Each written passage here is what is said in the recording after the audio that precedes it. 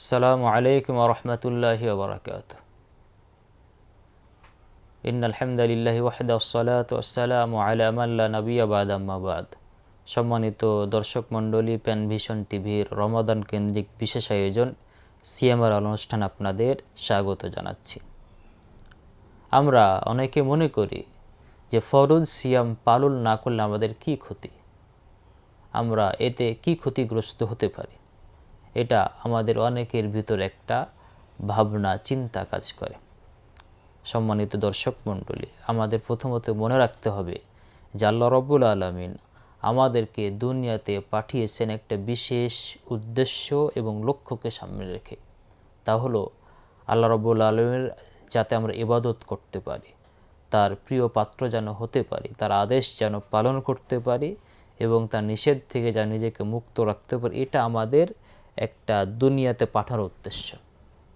আল্লাহ রাব্বুল আলামিন যেহেতু আমাদেরকে সিয়ামের বিধান দিয়েছেন, রমাদান মাসের সিয়াম ফরজ করেছেন, অতএব আমাদের মুসলিম হিসাবে প্রধান লক্ষ্য হতে হবে, উদ্দেশ্য হতে হবে যে আমরা এই সিয়ামকে পালন করব। অতএব আমরা এটা অবশ্যই মনে রাখবো যে যেহেতু আল্লাহ রাব্বুল আলামিন আদেশ দিয়েছেন, অতএব আমাকে সিয়াম পালন করতেই হবে।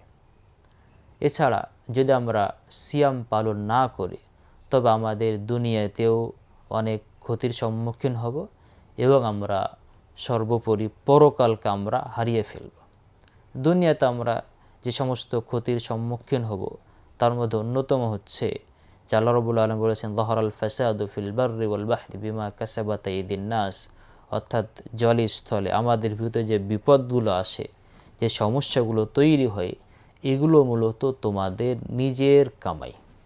কিছু হাদিসে পাওয়া যায় যে যখন মানুষ অন্যায় কাজে জড়িয়ে পড়ে, যখন মানুষ আল্লাহর ইবাদত থেকে বিমুখ হয়ে যায়, তখন তাদের ভিতরে বিভিন্ন বিপদ-আপদ নেমে আসে। অতএব কোনো বান্দা যদি এই যে ফরজ বিধান, যে 5টা স্তম্ভের ওপর ইসলাম দাঁড়িয়েছে তার মধ্যে অন্যতম একটা ফরজ সিয়াম, অতএব এই যে ফরজ বিধান কেউ যদি বর্জন করে তার সক্ষমতা থাকা সত্ত্বেও, ওজোর থাকা না থাকা সত্ত্বেও, তবে অবশ্যই সে দুনিয়াতে ক্ষতিগ্রস্ত হবে এবং তার জীবনে বিপদ নেমে আসবে। এখন কেমন বিপদ, এটা আমরা যদি উপলব্ধি নাও করতে পারি তো এটা অবশ্যই আমাদের মনে রাখতে হবে যে আমাদের জীবনে বিপদ আসবে। এছাড়া রমাদান মাসে আল্লাহ তাআলার বিশেষ রহমতের মাস। আল্লাহ তাআলা এই মাসে রহমত নাজিল করেন, আল্লাহ তাআলা এই মাসে মাগফিরাত নাজিল করেন। অতএব কোনো বান্দা যদি সিয়াম পালন না করে তবে সে আল্লাহ তাআলার রহমত থেকে বঞ্চিত হবে, সে আল্লাহ তাআলার রহমত পাবে না। এবং আমাদের মনে রাখতে হবে যে আল্লাহ তাআলার যতগুলো অনুগ্রহ বান্দার ওপরে আছে, যত ধরনের পুরস্কার বান্দার ওপর আছে, বান্দার জন্য আছে, তার মধ্যে শ্রেষ্ঠ পুরস্কার হচ্ছে যে আল্লাহ তাআলার মহব্বত এবং তার রহমত নিজের জীবন অর্জন করা। যদি কেউ আল্লাহর রহমত নিজের জীবন অর্জন করতে পারে তবে সে সব থেকে বেশি সফল ব্যক্তি। আর কেউ যদি নিজের জীবন থেকে আল্লাহর রহমতকে বিতাড়িত করে দেয়, আল্লাহর রহমত যদি তার নিজের জীবনে না আসে, তবে সে হচ্ছে দুনিয়ার সব থেকে হতভাগা ব্যক্তি, সব থেকে নির্বোধ ব্যক্তি।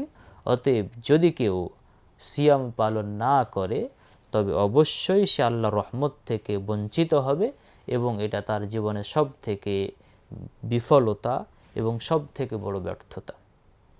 এরপরেও কেউ যদি সিয়াম পালন না করে তো ফরজ ইবাদত ত্যাগ করার কারণে সে অবশ্যই আল্লাহ তাআলার ক্রোধের, অসন্তুষ্টির সম্মুখীন হবে।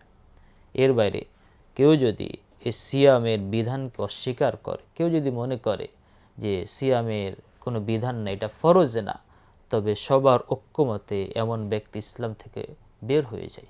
তো এগুলো হচ্ছে আল্লাহ তাআলার রহমত থেকে বিরত থাকা, নিজেকে বাইরে রেখে দেওয়া বা নিজেকে বঞ্চিত করে, এগুলো হচ্ছে দুনিয়ার ক্ষতি।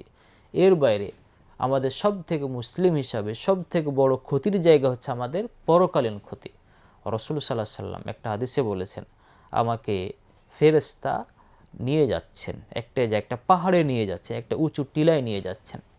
তা আমি যখন সেখানে উঠলাম তখন দেখতে পেলাম যে অনেক মানুষের চেঁচামেচি, তাদেরকে খুব চেঁচামেচি করে, তারা খুব চিৎকার করছে, তাদের কণ্ঠ এত চিৎকার করছে, সব কিছু যেন কণ্ঠে সব যেন একদম ভারী হয়ে যাচ্ছে। তা আমি জিজ্ঞেস করলাম ফেরেশতাকে, এরা কারা, এদেরকে কেন শাস্তি দেওয়া হচ্ছে, কেন তারা এত চেঁচামেচি করছে?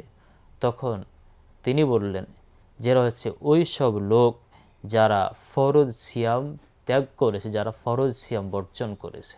তো এই হাদিস থেকে আমরা বুঝতে পারি যে কেউ যদি কোনো ওজর ছাড়াই ফরজ সিয়াম ত্যাগ করে, বর্জন করে, তবে সে পরকালে এসব ব্যক্তিদের অন্তর্ভুক্ত হবে যাদেরকে প্রচুর পরিমাণে শাস্তি দেওয়া হবে এবং শাস্তির কারণে তারা চিৎকার করতে থাকবে, তারা একটু সাহায্য পাওয়ার জন্য অনুনয় বিনয় করতে থাকবে, কিন্তু তারা কোনো সাহায্য পাবে না।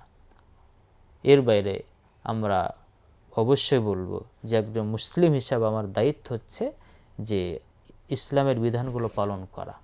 এখান থেকে যদি নিজেকে বঞ্চিত রাখে তবে সেই সব থেকে বড় হতভাগা ব্যক্তি। অতএব আমরা বলবো যে কেউ যদি সিয়াম পালন না করে তবে সে দুনিয়ার জীবন থেকেও ক্ষতিগ্রস্ত হবে, দুনিয়াবী জীবনে ক্ষতিগ্রস্ত হবে এবং পরকালীন জীবনেও সে জাহান্নামের অধিবাসী হবে এবং আল্লাহ তাআলা শাস্তির সম্মুখীন হবে এবং পরকালে আল্লাহ তাআলা জান্নাতীদের বা যারা রোজাদার তাদের জন্য যে সমস্ত নিয়ামতগুলো রেখেছেন সেগুলো থেকে বঞ্চিত হবে। যেমন একটা নিয়ামতের কথা বলা হয়েছে যে পরকালে জান্নাতের একটা বিশেষ দরজা আছে, গেট আছে, সেই দরজাটার নাম হচ্ছে রাইয়ান। তো সেই দরজাতে কেবলমাত্র প্রবেশ করতে পারবে তারাই যারা রোজা রাখত, যারা সিয়াম পালন করত। তো সেখান থেকে একজন বান্দা বঞ্চিত হয়ে যাবে যদি এই সিয়াম পালন না করে।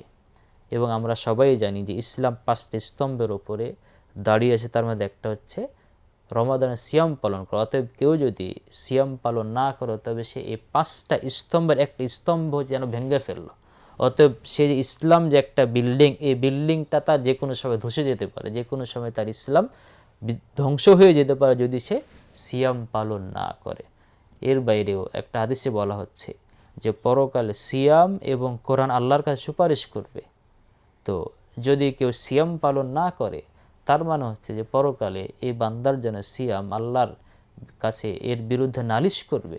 অতএব এই বান্দা তার জন্য জান্নাত যাওয়া খুব কঠিন হয়ে দাঁড়াবে। অতএব আমরা বলবো, আসুন আমাদের মুসলিম হিসেবে দায়িত্ব হচ্ছে আমরা সিয়াম পালন করব। ফরজ করেছেন এই জন্য আমাদের সিয়াম পালন করতে হবে, এর কোনো বিকল্প রাস্তা নেই।